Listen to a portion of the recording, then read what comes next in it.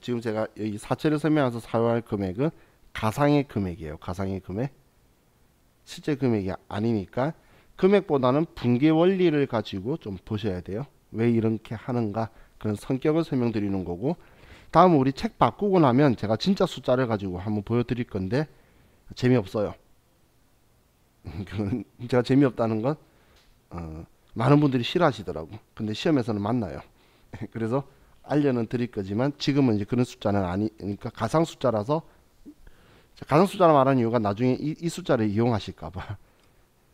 자, 이번에 액면 이자율보다 시장 이자율이 더 큰 경우를 보는 거예요.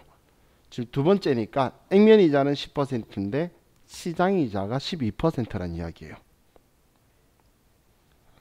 그럼 자, 여러분들이 이제 채권자가 될 수 있고 제가 채권을 발행한다라고 볼게요.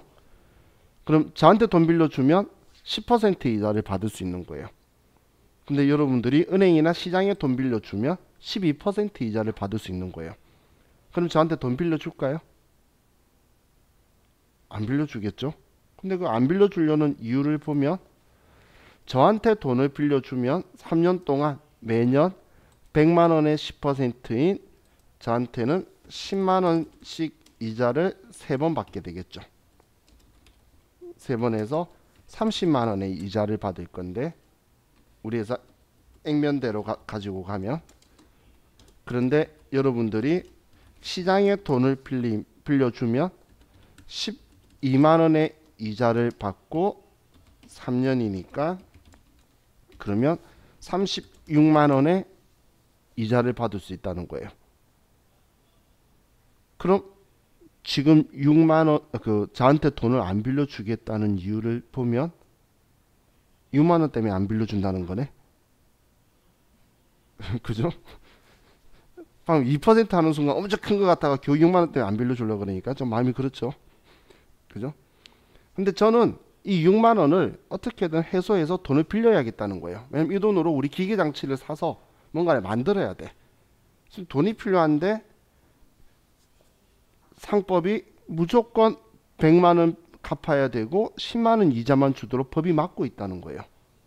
그럼 저는 지금 방법론을 어떻게든 만들어야 되겠죠. 그래서 여러분한테 제가 거꾸로 이렇게 제안을 하는 거예요. 자, 제가 여러분한테 돈을 채권 100만 원짜리 주면서 3년 뒤에 만기가 되면 나 100만 원 갚을게. 내 장부에 너한테 100만 원 갚아야 된다고 적어둘게. 근데 난 이자를 10만 원씩 줄 수밖에 없어. 그래서 10만 원씩 줄 건데 대신 그럼 넌 나중에 만기 되면 100만 원 받을 거지만 나한테 94만 원만 빌려달라는 거예요. 그럼 저한테 여러분이 94만 원 빌려주고 10만 원씩 이자 받다가 만기 돼서 100만 원 받으면 36만 원 받는 거와 거의 같은 효과가 나오죠. 무슨 말인지 이해가시나요? 그럼 이 6만 원, 이 6만 원이 지금 선이자 성격으로 제가 이 6만 원을 빼고 받는 거예요. 그럼 제 입장에서는 채권 100만 원짜리 주면서 94만 원밖에 못 받았죠. 이걸 할인 발행했다는 거예요. 그래서 이 손해본 돈 6만 원을 사채 할인 발행 차금이라는 계정 과목을 쓰게 되는 거예요. 사채 할인 발행 차금이에요. 원래 이 경우에는 분계를 사채 94만 원만 받았으니까 받을 때 현금으로 94만 원만 받았기 때문에 사채 94만 원이다라고 이렇게 써도 돼요. 그런데 우리 장부에 이렇게 쓰게 되면 나중에 100만 원 갚아야 된다는 걸 우리가 상실하게 되죠. 외부 이해관계자한테도 100만 원 갚아야 된다는 거 알려줘야 된다는 거야. 이렇게 하면은 100만 원 갚아야 된다는 거 외부 이해관계자가 알 수가 없잖아. 그래서 분계할 때 100만 원 쓰고 얘를 사채의 차감 계정으로 사채를 줄여주는, 부채를 줄여주는 계정으로 써두는 거예요. 그럼 장부 금액은 자기 계정 과목 금액의 차감 계정 빼면 차감 계정 반대쪽이니까 부채를 줄이는 계정이죠. 계정으로 하면 94만 원인 거랑 같게 되겠죠. 그래서 이렇게 하는 걸 우리는 뭐라고 하냐면 할인 발행이라고 하는 거예요. 액면이 내 거예요. 액면이 내 거. 내 건데 시장이 나보다 더 크면 나한테 불리한 상황이라서 할인 발행한다라고 생각하시면 돼요. 우리 회사가 불리하니까 할인 발행할 수밖에 없겠죠. 그렇죠? 자, 이게 우리 할인 발행이에요. 그럼 자, 세 번째는 액면 이자가 시장 이자보다 더 큰 경우. 지금 위에 예를 든 거는 시장 이자가 8%인 거예요.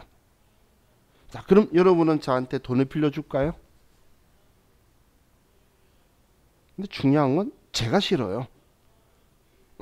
왜냐하면 저는 제가 채권을 발행을 하면 내가 발행하게 되면 이자를 10만 원씩 해서 3년간 30만 원의 이자를 줘야 되는데 우리 회사가 어떻게든 시장에서 끌어쓰게 되면 8%라서 8만 원씩 이자 3년 주면 24만 원의 이자만 주면 된다는 거예요.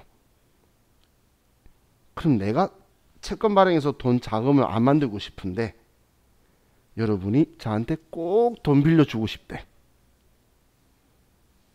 이런 일은 대한민국에서는 일어날 수 없기 때문에 여러분들이 이해할 수가 없어요. 일반적인 정상적인 국가에서는. 그런데 인플레이션이 급격하게 일어나서 그 나라의 화폐 가치가 끝없이 하락하는 지역들이 있어요. 우리 잔머비안감 하는데 보면 화폐 개혁 2번 했는데도 1종가 있어야 햄버거 하나 산다며. 그 나라 돈으로 화폐 개혁을 해도 그런 거예요. 그런 나라에서는 그 나라의 시장 이자 이런 거 안 믿어요. 기업에 돈을 빌려줘서 그 기업 중에서도 그 기능통화 쓰는 거 있죠. 달러라든지 유로라든지 그런 곳에다가 돈 빌려주고 싶어하는 성향이 매우 강해요. 그 나라의 통화를 자기들이 못 믿는 거죠. 화폐 가치가 하락하기 때문에. 지금 우리 이자 10%짜리 금융상품이 있으면 엄청 좋지만 1,000만 원 넣어서 10만 원의 이자를 100만 원의 이자를 받는다고 조회했는데 나중에 봤더니 1,000만 원이면 밥 한 공기 사 먹으면 끝이라 그러면 그 100만 원의 이자는 전혀 가치가 없이 껌도 못 사먹는 돈이 돼버리죠. 그렇기 때문에 그런 경우에 이제 기업한테 돈 빌려줘서 기업에게 이자를 받고 싶은 거예요. 근데 중요한 건 제가 싫다는 거야. 그랬더니 거꾸로 이제 여러분이 저한테 역으로 제안하는 거예요. 넌 법을 잘 지키니까 만기가 되면 꼭 100만 원을 나한테 갚아라. 근데 너 지금 나한테 30만 원 주는 게 싫어서 이자 발행하기 싫어하는 거죠. 사채 발행하기 싫어하는 거잖아. 그러니까 내가 그 6만 원을 보좌해 줄게. 그래서 106만 원을 나한테 주겠다는 거예요. 106만 원 빌려줄 테니까 갚을 때 100만 원 갚아라는 거예요. 그러면 제 입장에서는 뭐 6만 원 받았으니까 10만 원씩 30만 원 줘도 24만 원 준 거랑 똑같은 효과가 나오게 되겠죠. 그러면 이 차이 나는 이 6만 원 얘를 사채 할증 발행 자금이라고 하는 거예요. 사채 할증 발행 자금. 그럼 이 사채 할증 발행 자금 얘는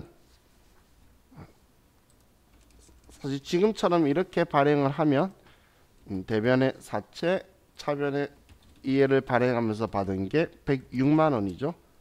그래서 얘는 106만 원이다라고 써야 되는 건데 그런데 우리는 나중에 100만 원 갚아야 된다는 걸 외부 예강기자한테 보여줘야 된다라고 했잖아요.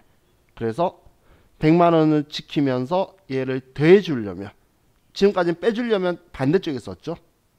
얘를 더해주는 가산 성격으로 같은 쪽에다 쓴 거예요. 그래서 얘는 사채의 가산 계정이에요. 할증 발행은. 그럼 액면이 내 거고 시장이 이제 그 시장이 형성된 이자인데 그럼 내가 더 유리한 조건이면 할증 발행을 한다고 보시면 돼요. 내가 불리하면 할인 발행이고 내가 유리하면 할증 발행이다 라고 생각하시면 돼요.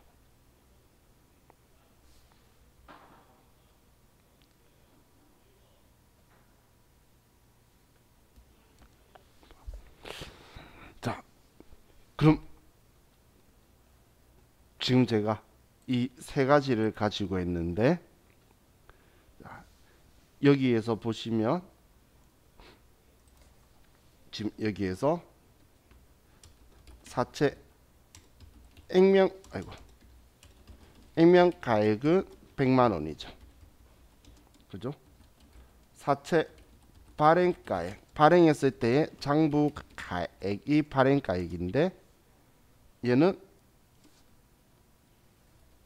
사채 금액의 빼기 차감계정, 사채 할인 발행 자금을 한 게 발행 가격인 거예요. 94만 원이 발행가가 되는 거예요.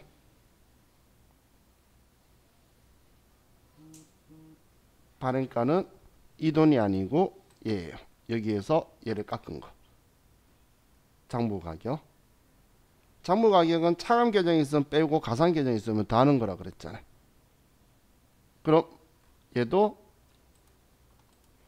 당연히 사채 액면가액은 100만 원인데 사채 발행가액은 장부가액은 얘는 사채 액면가액 더하기 사채 할증 발행 자금이 되게 되겠죠.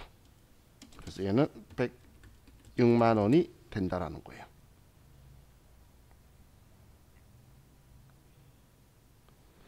얘를 더한 거예요. 여기에 이 돈이 아니에요. 이 돈이 아니고 얘 둘이 더한 거예요. 항상 장부가액, 발행가액 이런 이야기 할 때는 가산 계정이 있으면 더하고 차감 계정이 있으면 빼야 되지 한 번에 뭔가 주고받은 돈이다는 생각은 절대 가지시면 안 돼요.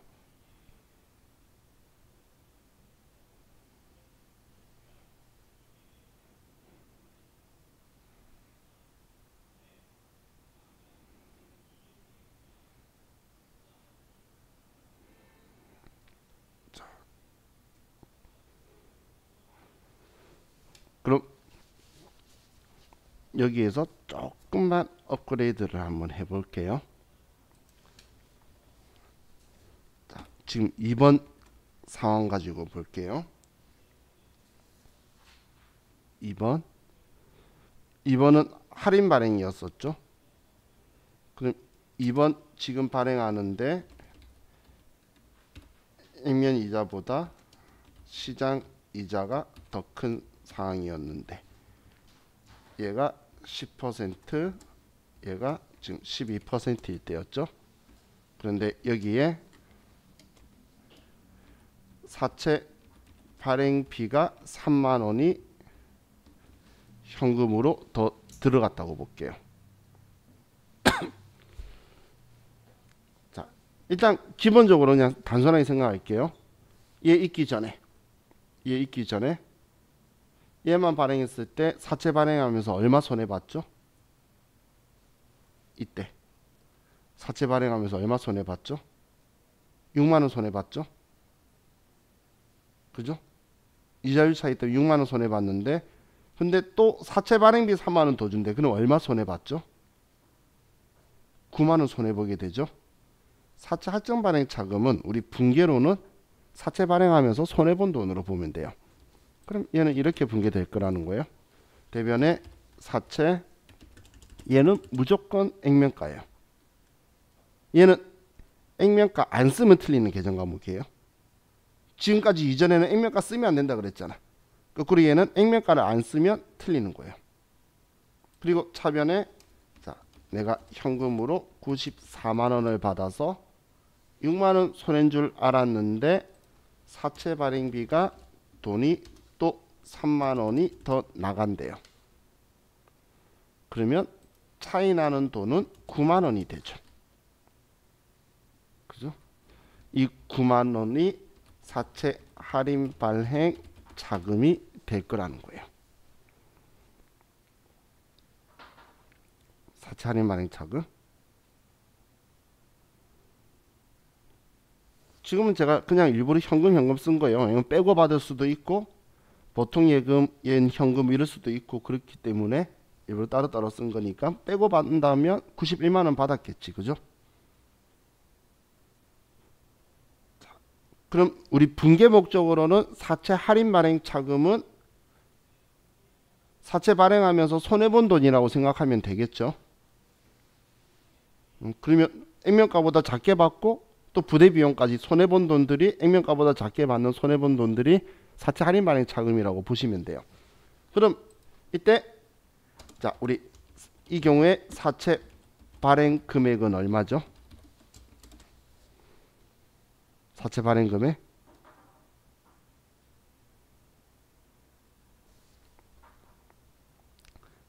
제가 사채 발행 금액은 사채에서 사채 액면 금액에 사채 할인 발행 차금 뺀 거라 그랬잖아.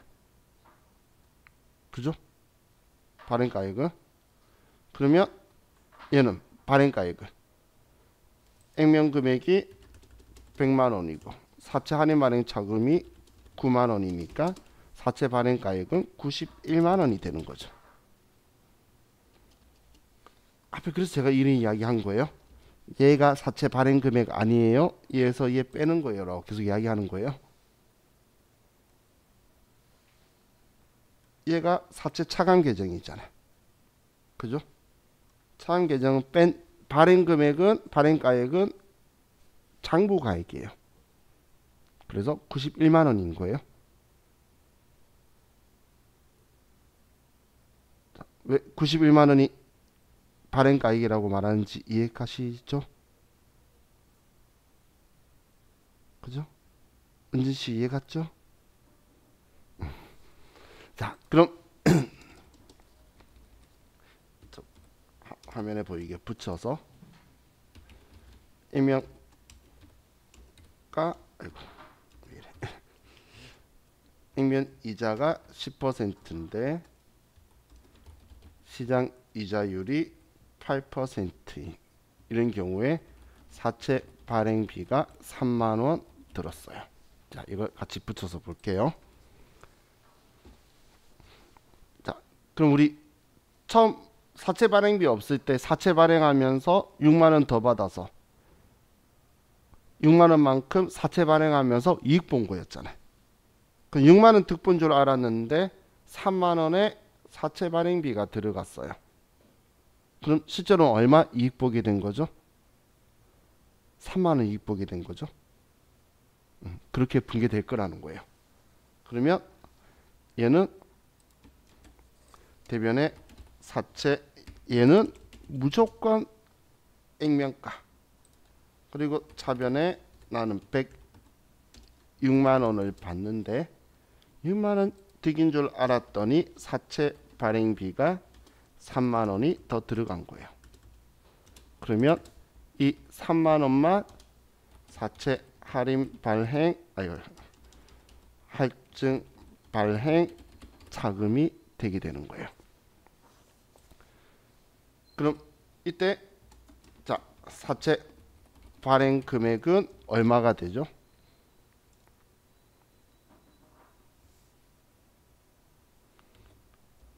(100만 원에) 3만 원 더하니까 103만 원이 되죠.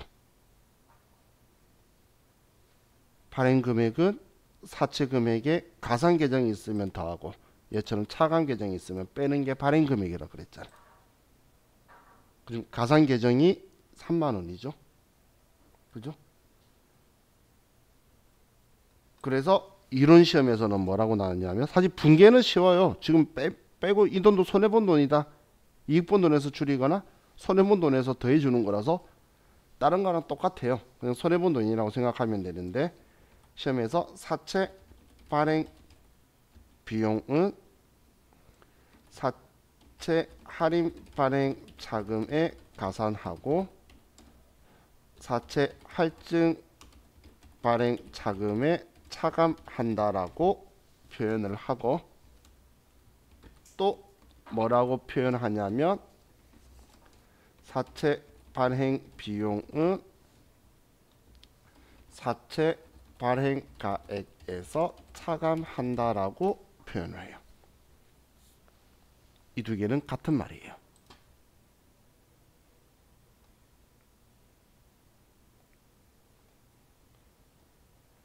왜 같은 말이냐면 자, 얘 보시면 사채 발행 비용 있기 전에 발행가가 94만 원이었죠. 근데 발행비 3만 원 빠져서 91만 원 된 거예요. 얘도 발행가가 106만 원이었는데 사채 발행비 빼고 103만 원이었죠. 그럼 사채 발행가액에서 차감한다. 맞죠? 그리고 회계 처리는 사채 할인 발행 차금에 더하고 할증 발행 차금에서 차감한 거잖아요. 그래서 이 분계를 가지고 글로 문제가 나오면 이렇게 적어요. 글로 나올 때 얘 둘 다 같은 의미의 뜻이죠. 둘 다 같은 의미의 뜻이에요. 근데 이걸 글로 쓰면 느낌이 팍 안 꽂히는데 오히려 얘는 분계는 더 잘하고 글로 나왔을 때 좀 싫어하시더라고요. 여러분들이 정확하게 인지하시고 천천히 한번 생각해 보시면 아마 이건 무슨 의미인지 이해가실 거예요. 자, 이게 이제 제가 사채 이야기 한 건데 자, 우리 교재를 봅시다. 교재.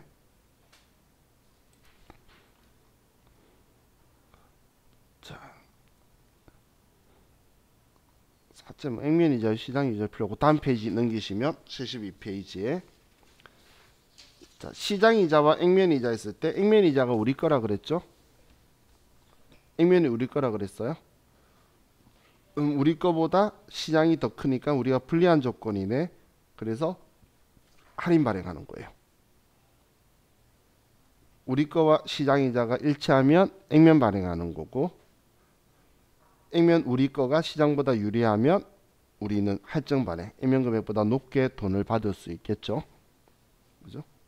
이게 우리 기본적인 틀인 거고 자, 할인 발행했을 때는 우리 할인액은 사채 할인 발행 차금 개정하는데 사채 할인 발행 차금은 사채 차감적 평가 개정이다라고 제가 차감 개정이라고 한 거예요. 플레임이 차감적 평가 개정이라는 거죠. 그래서 사채 할인 발행 차금은 사채 차감적 평가 개정이고 사채 할증 발행 차금은 사채의 가산적 평가 개정. 제가 가산 개정이다라고 썼죠. 그거다라는 거예요. 자, 그래서 할인 발행, 할증 발행, 자, 얘를 보는데, 자, 아래 보시면 회계 처리의 발행자 왼쪽에 적혀 있죠. 왼쪽엔 발행자죠. 그러면 오른쪽 매입자는 이걸 지금 3년짜리이기 때문에 단기 매매 증권은 안 되고 발행하는 거 사는 건 3년에서 5년이에요. 일반적으로 3년, 6년 사이를 하는데 그리고 그 지분법 적용 투자 주식은 주식만 돼요. 그렇기 때문에 이걸 취득한 사람은 여러분이 만약에 기업이고 저한테 발행한 거 샀다면 만기 보유 증권이나 매도 가능 증권으로 분류할 거란 이야기예요. 취득한 사람은. 근데 여러분들이 샀을 때 이 돈 주겠죠? 그죠? 이 돈 주고 샀다는 거잖아. 준 가격이 내가 돈 주고 사온 가격이 취득 가격이 될 거예요. 그러면 이 돈이 곧 이렇게 되는 거죠. 얘죠. 그죠?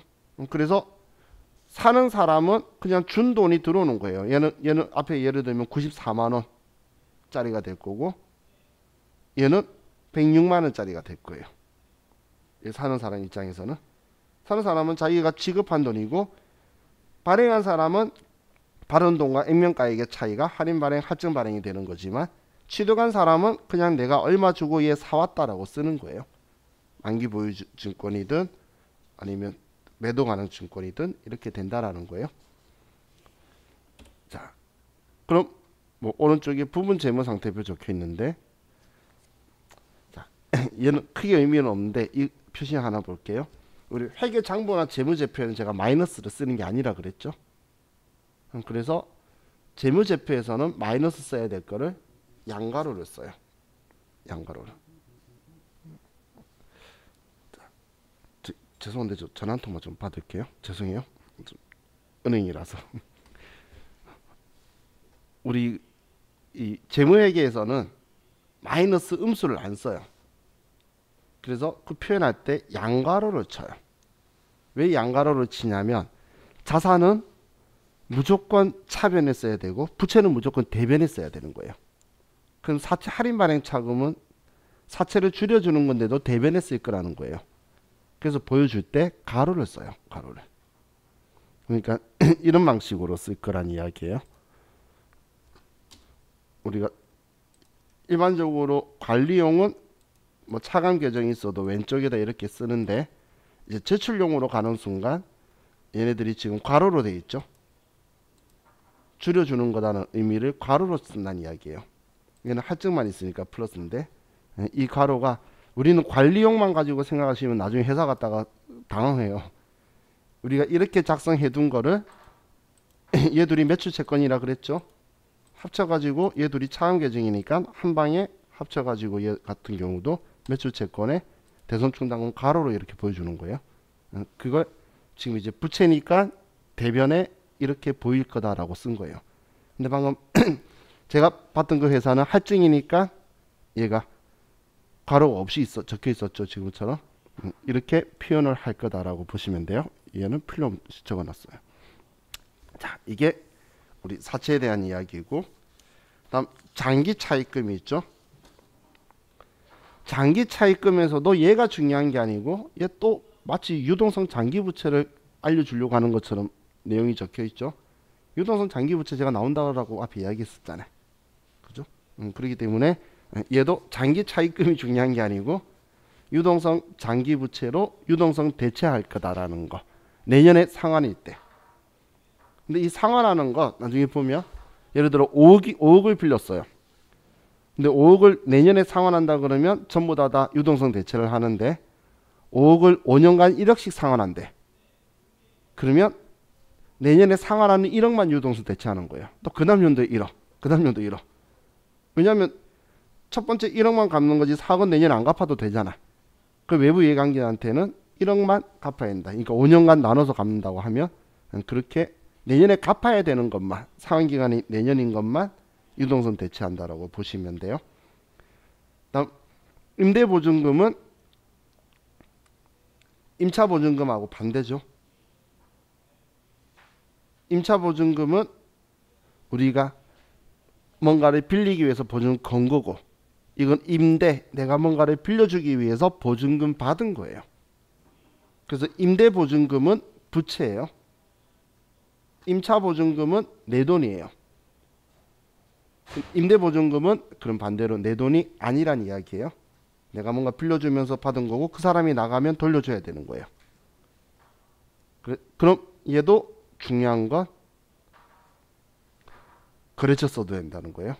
임대보증금도 거래처를 꼭 써야 되는 계정 과목이다. 이렇게 기억하셔야 돼요. 자, 그럼 다음 페이지에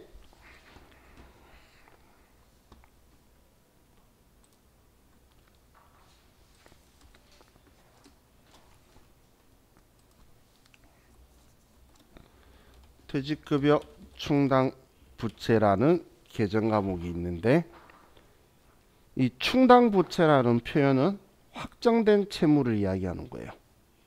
확정된 채무라는 건 진짜 갚아야 돼. 빚이 맞아. 부채야. 장부에 써서 인식해라는 것만 충당 부채라고 쓸 수가 있어요. 그럼 퇴직급여 충당 부채. 충당 일단 모아뒀다는 거 느낌이 오시죠?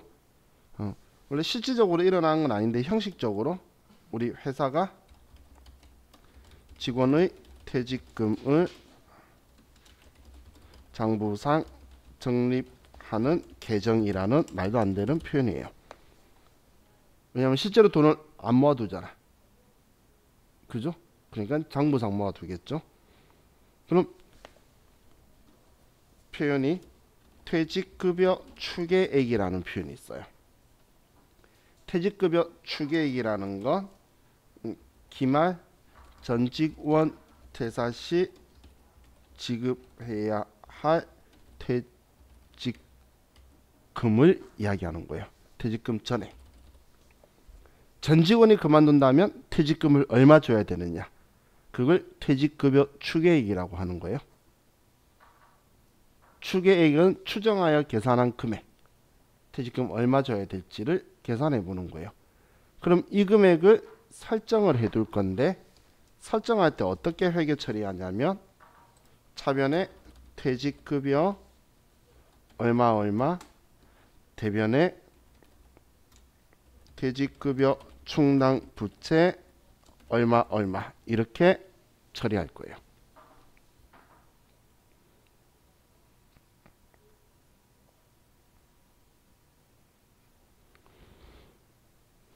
그럼 여기에서 성격을 볼게요. 자, 퇴직급여는 자, 우리 회사가 직원한테 주는 급여 성격이 이건 참고로 기업이 종업원에게 지급하는 급여 성격의 지급액은 당연히 급여나 임금이 있고 상여금이 있고 재수당이 있고 퇴직급여가 있는 거예요. 이게 월급 성격으로 해서 근로소득으로 세금이 떼이는 것들이에요.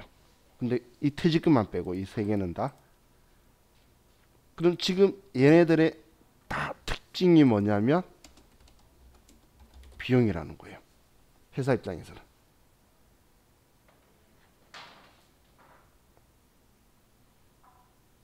회사 입장에서는 다 비용이란 이야기예요. 그럼 지금 제가 이 이야기하는 건 얘도 비용이에요. 직원 퇴직금 매년 발생을 하죠. 그죠? 그럼 뭐 상여금도 당연히 상여금 주면 들어오는 거 없잖아. 월급하고 똑같은 거죠. 그럼 우리 비용인데 그럼 지금 퇴직급여는 비용 처리했죠. 근데 제가 비용 이야기할 때 이런 표현 썼어요. 비용 처리했다는 건 내 거 아니야 라는 뜻이라 그랬잖아. 내 거 아니면 줘야 되는데 직원한테 퇴직금 주나요? 매년 연말마다? 아니죠. 지금 그만둬야 되죠. 그럼 내 거 아니야 라고 해놓고선 안 줬다는 건 이제 내 거 아닌데 가지고 있다는 거죠. 그죠? 그래서 얘는 부채예요. 부채인데 직원 언제 그만둘지 아나요? 얘가 기분 나빠서 내년에 바로 그만둘지 정년퇴직할 때까지 있을지 회사 망할 때까지 있을지 그건 모르는 거죠. 그래서 언제 그만둘지 몰라서 비유동 부채로 분류되는 거예요. 그럼 굳이 직원이 그만뒀을 때 퇴직급여라고 하면 될걸? 왜 기말에 이런 행동을 하냐면 올해 퇴직금은 올해 발생한 거지 그만둘 때 전체가 발생한 게 아니거든. 한 사람이 30년간 일했으면 퇴직금이 한 1억이 넘겠죠 당연히. 근데 그 사람이 그만두는 해에 그 1억이라는 비용이 발생하는 게 아니죠. 매년 축적되어서 늘어난 거잖아. 그럼 1년이 지날 때마다 늘어나는 퇴직금 금액만큼은 그 해의 비용으로 처리하기 위해서 퇴직급여라고 처리하는 거예요. 이걸 처리하는 목적은 제가 이걸 왜 거짓말이라고 말했냐면 실제 돈 안 모아두는데 하는 이유가 그 해 비용 처리하려고. 그해 월급처럼 노무비로 인건비처럼 올해 발생한 퇴직금만큼은 올해 비용 처리하려고 회계 처리를 억지로 하는 거예요. 이해가시죠? 여러분도 주위에도 이런 이야기 하잖아. 1년 채우고 그만둘 거라고. 그죠? 왜 1년 채워? 퇴직금 받으려고. 2년 채우고 그만둔다는 사람은 그만둘 생각이 없는 사람이에요. 1년 지나면 그 다음부터 퇴직금은 월할 상각에서 줘요. 월할에서. 근데 2년 채운다는 건 그만둘 생각 없는 사람이잖아요.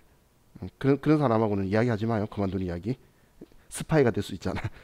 1년 채우고 그만둔다는 사람은 정말 그만둔 사람이니까 중요한 일 있으면 인수인계를 받고. 그죠? 자, 그럼 자, 얘가 지금 매년 이런 행동을 하면 전년도에 있었던 사람이 올해도 있을 거잖아.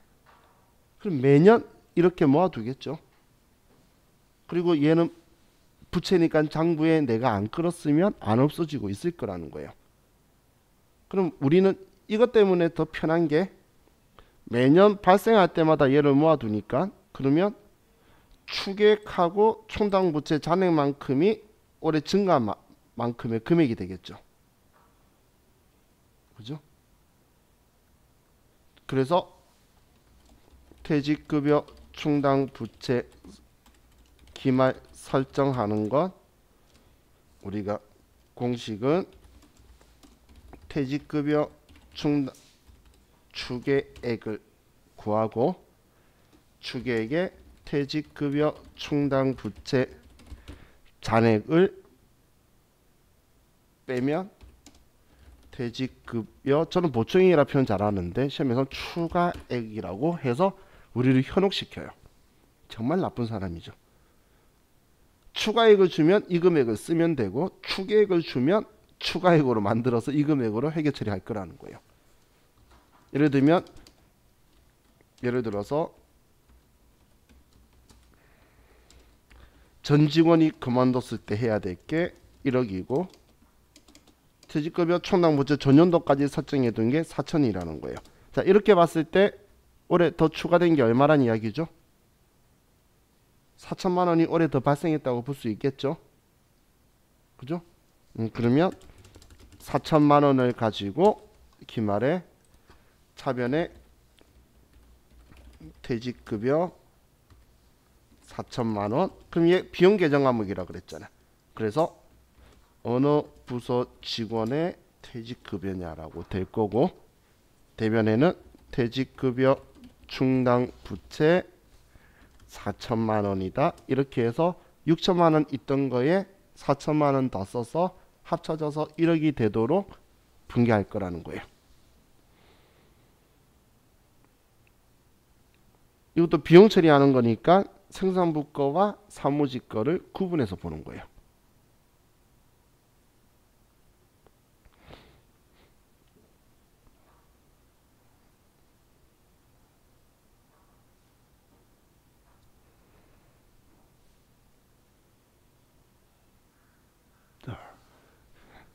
그럼 자, 얘가 이제 설정한 거고